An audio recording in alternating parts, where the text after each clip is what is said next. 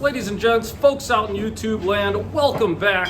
If you happen to be new, my name is Mason George. Welcome to my channel. Don't forget to subscribe while you're here. Today's video, I gotta show you guys, I just got in one of the cleanest Survivor Husqvarnas I've ever had. This bike is in amazing original condition. I can't even believe it, so I'll stop yapping and I'll show you. So check this bad boy out. 1982 Husqvarna WR250, and it is all original. Check out those gold rims. It's got the big forks on there. I think those are like 41 millimeters. Acerbis hand guards, the old aluminum tank. It's got the factory expansion chamber, but it does have an aftermarket silencer. And the skid plate is not factory. I don't believe it is, at least. But just look onto this beauty. Even the tail light's not broken. It is in phenomenal shape. The gas tank does have a couple little dings on this side. Nothing crazy though. Original speedometer. You never see those. Never, ever, ever see them in this good a condition. For a dirt bike, this is phenomenal. Does not get much better for original, especially, you know, for stuff that's actually been ridden. So excited.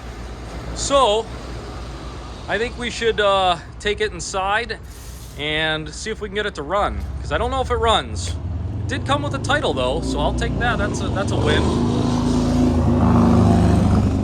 So now that the old girl is on the lift, we can get a better look at what's going on here. And I just cannot get over how good a shape this thing's in still.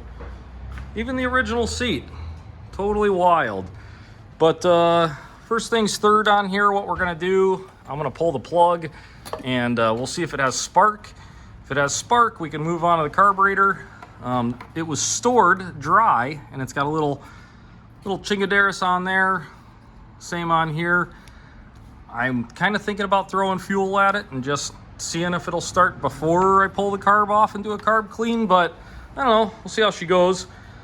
I think whoever owned this before might have stored it like dry with the intention of riding it again. Beautiful thing about aluminum gas tanks as well. Always nice and clean on the inside.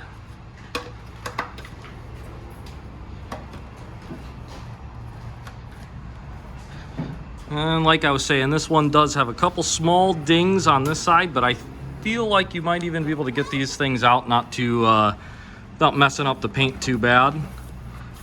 Kind of just gives it a little character though. All right, guys, got the spark plug out here. And you can see it's got spark. So let's add some fuel and see if anything happens. Another thing that I want to check before we get too far into it and try to start it is the air filter. And just for insurance purposes, I'm gonna take this out, and then that way if we fire it up and it revs to the moon and the kill switch doesn't work or whatever, we can just put a rag in there and kill the engine. Just little stuff you learn from doing this just one too many times. All right, guys, let's see if this thing runs. So we're gonna... I bet you on the third kick, or within the third kick. Third kick? Brent says third kick. I say... Could be the first. I hope Brent's right. Choke's on. It's a left foot kick, which I hate. Oh, ho, ho, ho, ho.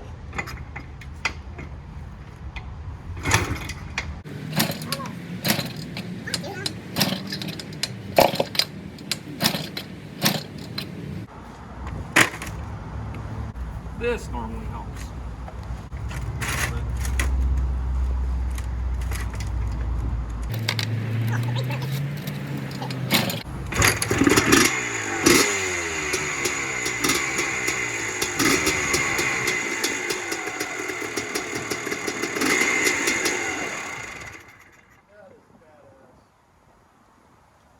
kind of out of breath. I didn't want to run it too long because we weren't sure the mixture of the fuel, and old bikes like this require a lot more oil, like 20 to 1 or 32 to 1. That very well could be 50 to 1. Don't want to do any damage, so we're going to mix up special gas for it, but it runs. Amazing. Still out of breath. Alright guys, I hope you enjoyed the little sneak peek here of the 82 WR250 Husqvarna Survivor. This thing is in amazing original condition for a bike that was ridden and used and not, in someone's living room.